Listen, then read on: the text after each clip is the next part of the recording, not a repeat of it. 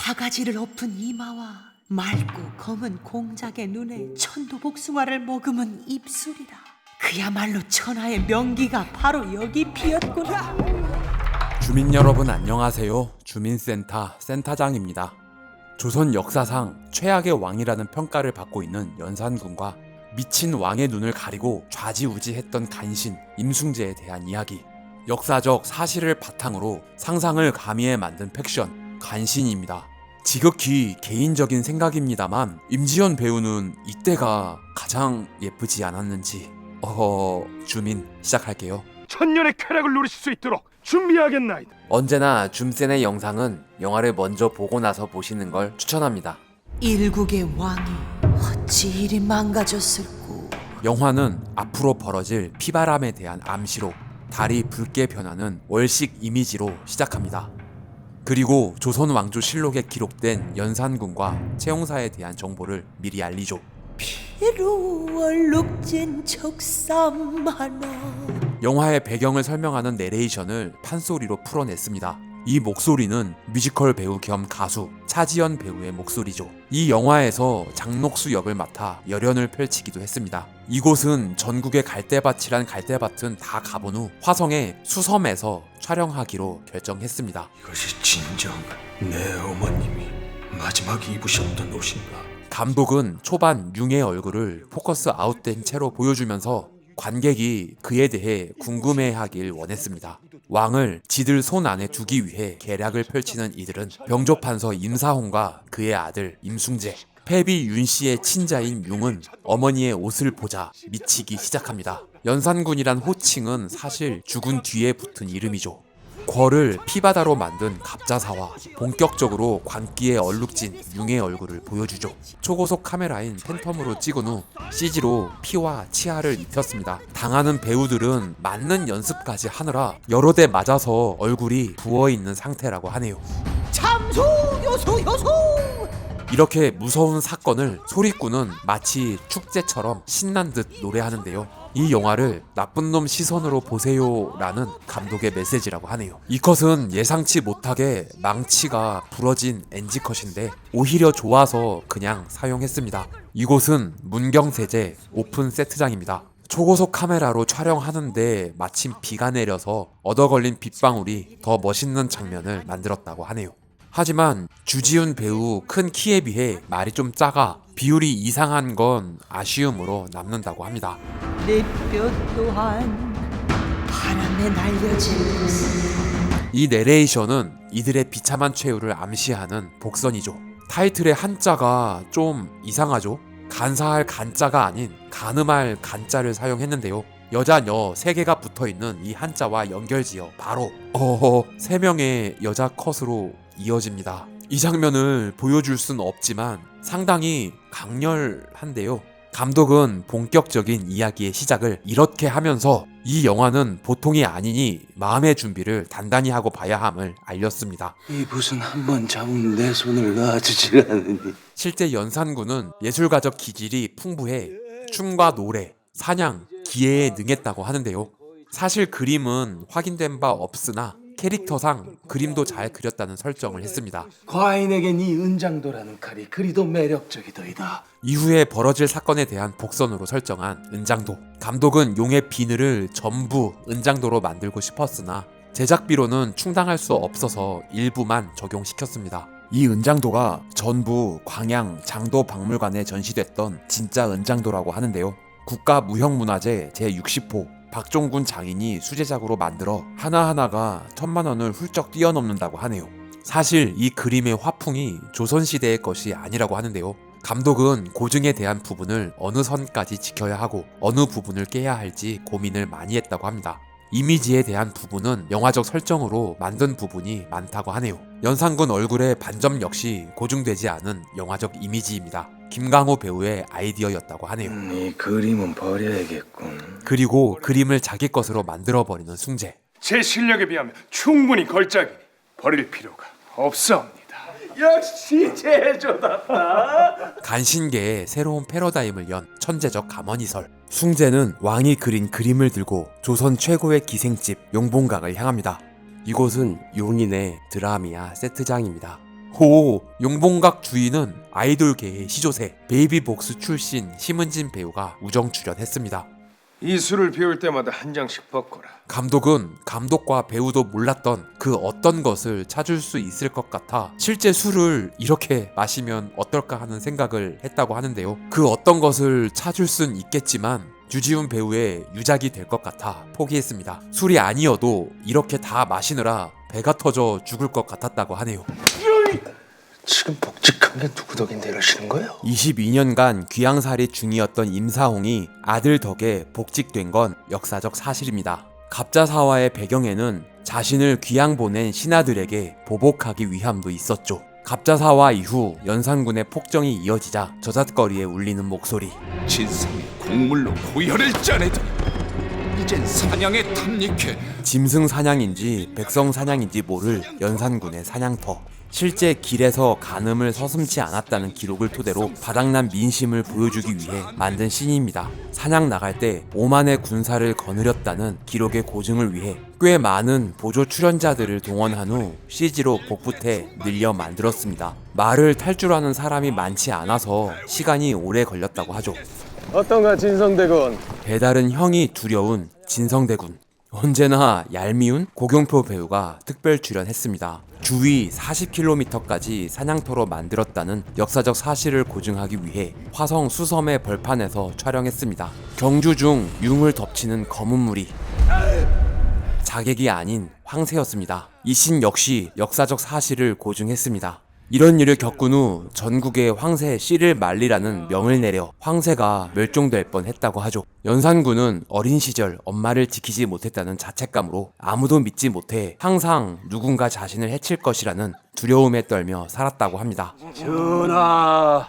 이 씨는 남한산성 행궁에서 촬영했습니다. 김강우, 차지연 배우 둘 다 첫 촬영이라고 하는데요. 처음부터 이렇게 서로 벗고 등장하다니 얼마나 어색하고 부담스러웠을까요? 과인은 저 태양처럼 진정 조선 전체를 아우르고 있는가? 원래 대본은 별 감정 없는 대사였는데 김강우 배우가 스스로 우울증에 시달린다는 설정을 하고 감정을 실어 대사를 쳤다고 합니다. 감독과 스태프들이 모두 깜짝 놀란 연기였다고 하네요. 숭재가 세력을 넓히기 시작하자 가만히 있을 수 없는 녹수. 우리 아가의 취향은 내가 제일 잘 알지. 감독은 녹수 역시 간신 중 하나라는 설정을 하고 이 간신이 왕의 총애를 받는 방법에 대해 고민했다고 합니다. 녹수의 대표적인 이미지는 융에게 젖을 물리는 사람으로 정했습니다. 실제 연산군을 아기처럼 대했다는 기록이 있죠. 영화 왕의 남자에서 역시 이런 이미지를 채용했었죠. 배고프지? 우리 점 먹자. 일로 와. 장학원 제조 임숭재와 병조 판서 임사홍을 임명. 숭재가 제조로 있던 장화건은 악학 괴범을 편찬하고 궁중음악과 기생들을 관리하던 기관이었습니다. 숭재야, 그리도 권력이 욕심나더냐.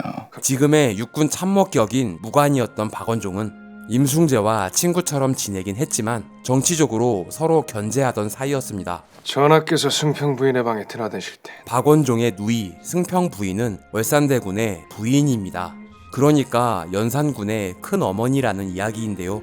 들리는 건 분명 비명 소리가 아니라 신음 소리였네. 기록을 통해 동생의 아들에게 겁탈당해 임신하자 스스로 목숨을 끊었다고 추측하는데요. 중종 반정을 일으키기 위해 명분을 만들기 위한 기록이었다는 의견도 있습니다. 역사는 승리한 자들의 기록이니까요. 영화에서는 정의로운 척하며 폭군을 몰아내는데 일조하지만 그 역시 또 하나의 새로운 간신이 된다는 설정입니다.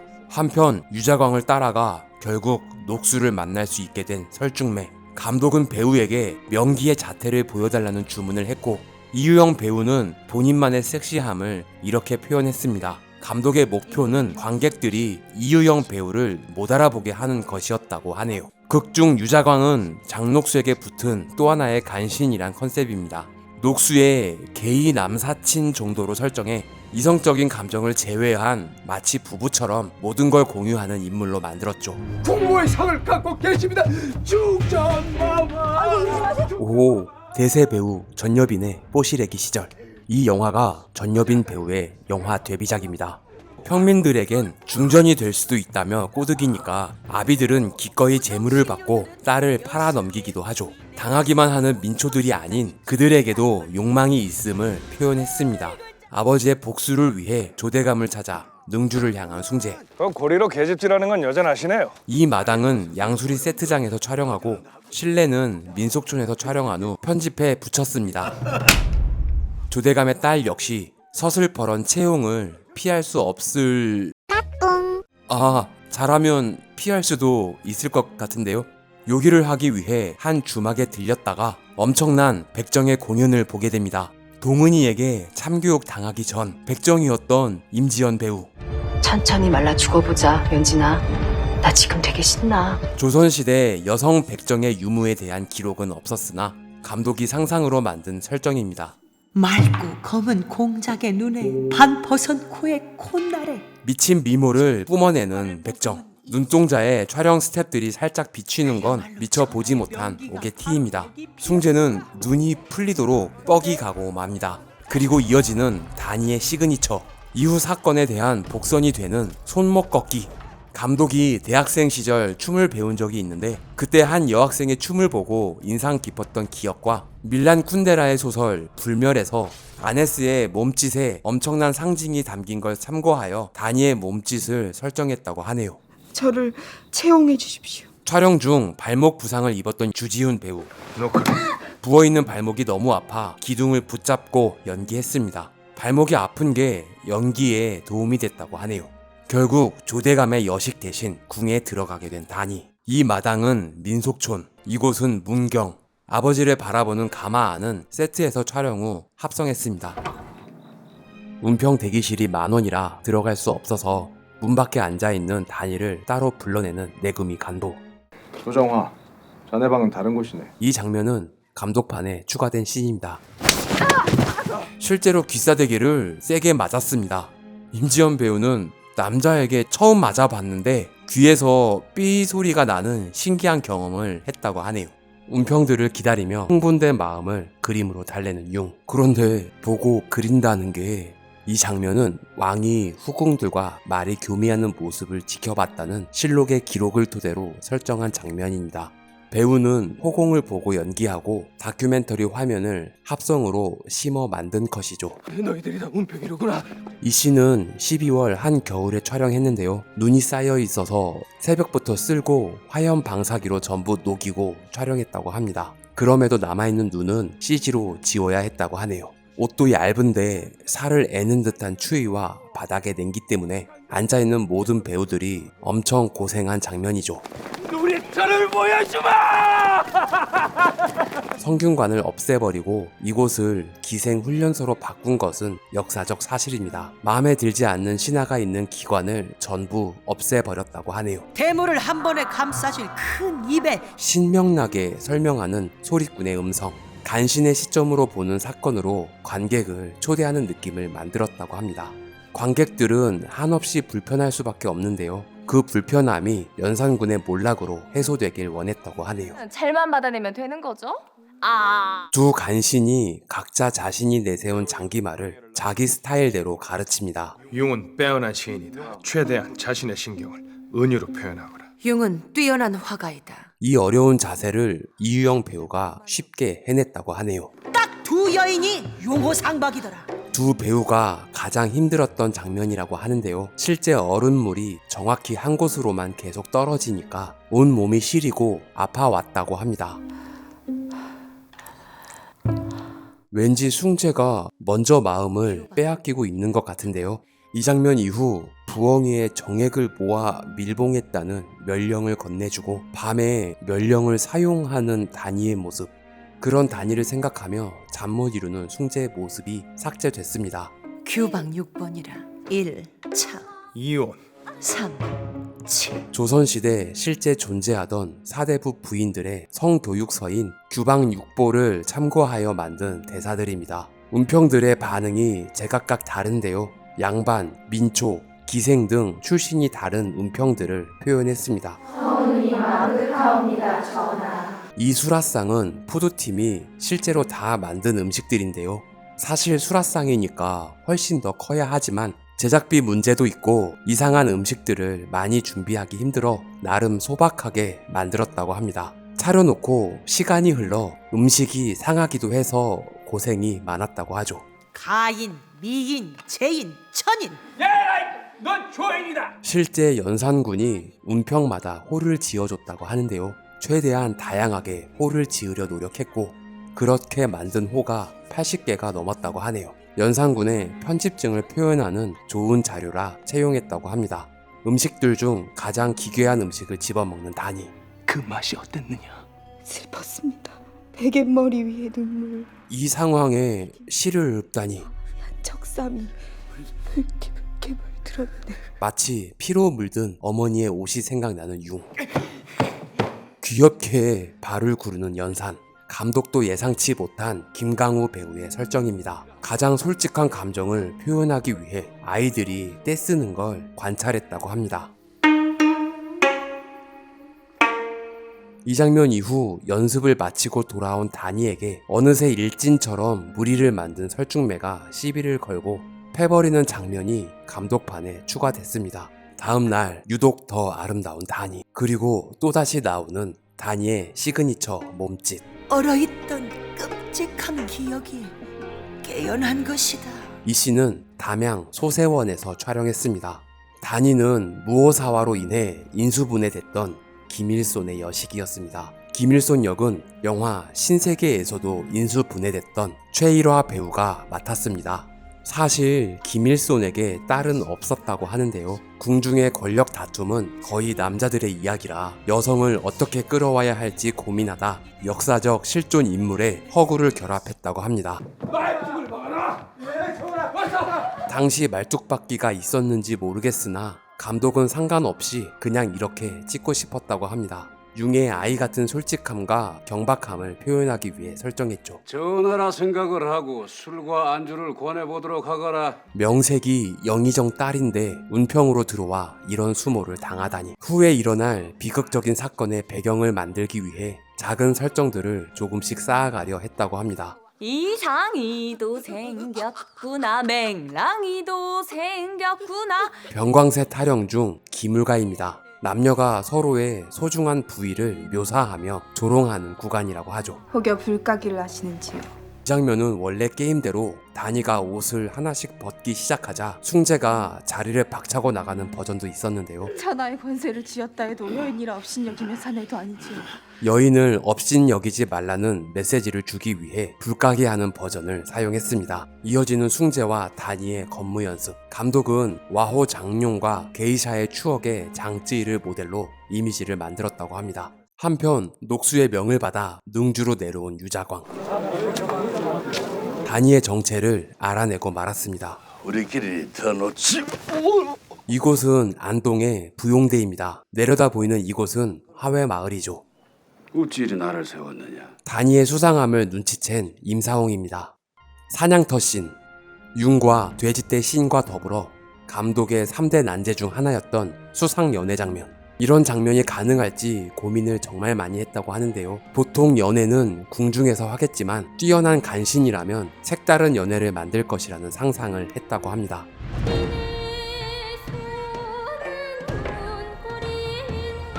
자신의 처지를 한탄하는 기생의 노래 자탄가를 부르는 설중매.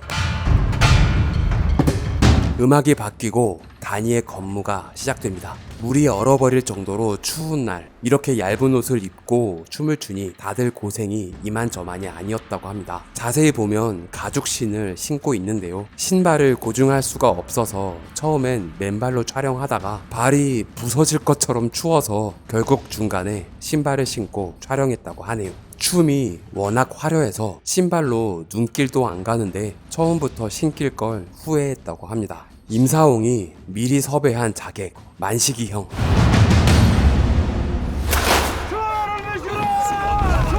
다니의 표정을 보니 진짜 왕을 죽이려 했던 것 같은데요.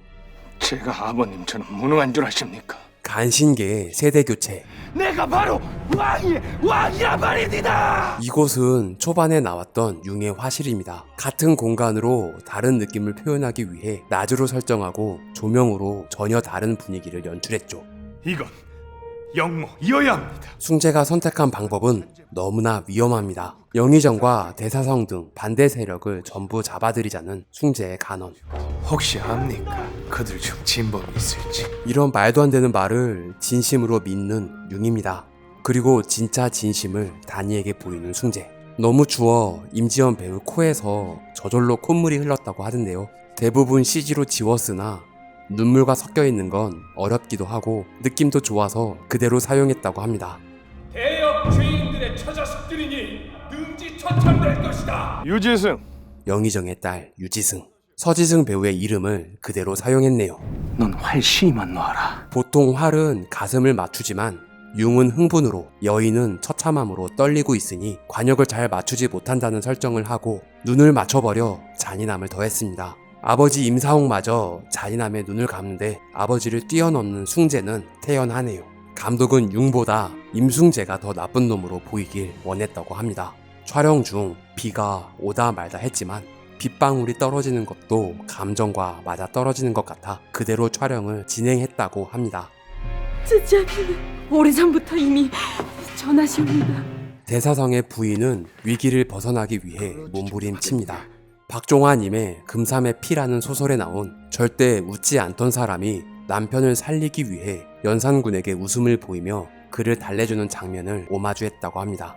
정말 억울하오. 반대 세력 숙청 과정에 잡혔다가 무사히 풀려난 유자광에게 두부를 건네는 설중매.